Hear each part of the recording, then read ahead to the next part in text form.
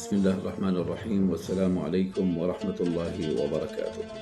أحبتي الكرام جميعا، ننطلق اليوم عبر الأثير إلى فضاء أكثر بهاء وزهوا وجمالا، إلى ميدان يتفاعل مع نتاجاتكم الفكرية والأدبية والفنية بروح عالية من المسؤولية والالتزام، لنرسم بذلك لوحة ثقافية ناصعة البياض تعزز من الذائقة الأدبية والفنية والثقافية بشكل عام لمن همه إحياء تراث أمته الخالد وإبراز كنوزه الأدبية الحقيقية الدرية التي أهدت البشرية أعظم ما يمكن أن تهبه أمة لبني الإنسان.